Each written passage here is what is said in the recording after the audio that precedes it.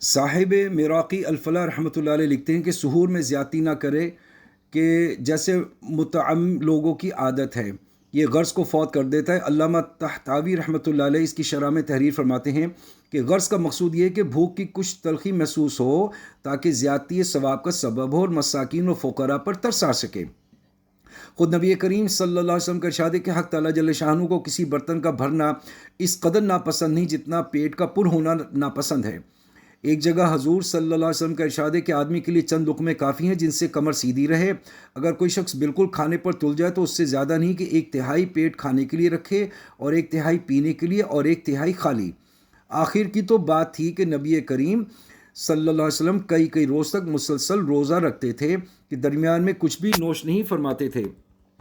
میں نے اپنے آقا حضرت مولانا خلیل احمد سہارنپوری نور اللہ مرقدہ کو پورے رمضان المبارک میں دیکھا کہ سحر اور افطار کے وقت تقریباً 1.5 چپاتی سے زیادہ نہیں ہوتی تھی۔ کوئی خادم عرض بھی کرتا تو فرماتے بھوک نہیں ہوتی، دوستوں کے خیال سے ساتھ بیٹھ جاتا ہوں۔ اور اس سے بڑھ کر حضرت مولانا شاہ عبد الرحیم صاحب رائے پوری رحمۃ اللہ علیہ کے متعلق سنا ہے کہ کئی دن مسلسل ایسے گزر جاتے تھے کہ تمام شب کی مقدار سحر و افطار بے دودھ کی چائے کے چند فنجان یا پیالی کے سوا کچھ نہ ہوتی تھی۔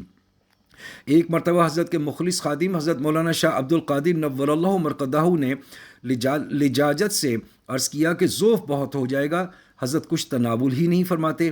تو حضرت نے فرمایا الحمدللہ جنت کا لطف حاصل ہو رہا ہے، حق تعالی ہم سیاہ کاروں کو بھی ان پاک ہستیوں کی اتباع کی توفیق نصیب فرماویں تو زہ نصیب۔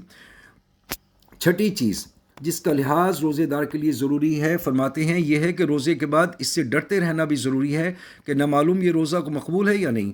اسی طرح ہر عبادت کے ختم پر کہ نامعلوم کوئی لغزش اس کی طرف التفات بھی ہوئی ہے یا نہیں، ایسی تو نہیں ہو گئی جس کی وجہ سے منہ پر دے مارا جائے۔ نبی کریم صلی اللہ علیہ وسلم کا ارشاد ہے کہ بہت سے قرآن پڑھنے والے ہیں کہ قرآن پاک ان کو لعنت کرتا رہتا ہے۔ نبی کریم صلی اللہ علیہ وسلم کا ارشاد ہے کہ قیامت میں جن لوگوں کا اولین وہلہ میں فیصلہ ہوگا، ایک شہید ہوگا جس کو بلایا جائے گا، جو اللہ کے جو انعام دنیا میں اس پر ہوئے تھے اس کو جتائے جائیں گے، وہ ان سب نعمتوں کا اقرار کرے گا۔ اس کے بعد اس سے پوچھا جائے گا کہ ان نعمتوں میں کیا حق ادائی کی؟ وہ عرض کرے گا کہ تیرے راستے میں قتال کیا اور میں شہید ہو گیا۔ فرمایا جائے گا جھوٹ ہے، بلکہ قتال اس لیے کیا تھا کہ لوگ تجھے بہادر کہیں، سو کہا جا چکا۔ اس کے بعد حکم ہوگا کہ وہ منہ کے بل کھینچ کر جہنم میں پھینک دیا جائے۔ ایسے ہی ایک عالم کو بلایا جائے گا، اس کو بھی اسی طرح سے اللہ کے انعامات جتلا کر پوچھا جائے گا کہ ان انعامات کے بدلے میں کیا کارگزاری ہے۔ وہ عرض کرے گا کہ علم سیکھا اور دوسروں کو سکھایا اور تیری رضا کی خاطر تلاوت کی۔ ارشاد ہوگا جھوٹ ہے، یہ اس لیے کیا کہ لوگ تجھے علامہ کہیں، سو کہا جا چکا۔ اس کو بھی حکم ہوگا کہ منہ کے بل کھینچ کر جہنم میں پھینک دیا جائے۔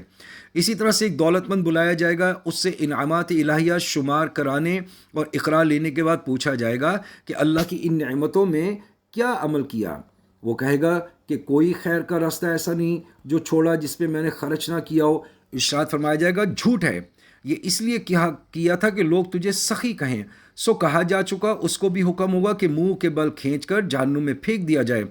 اللہ محفوظ فرمائے، یہ سب بدنیتی کے ثمرات ہیں۔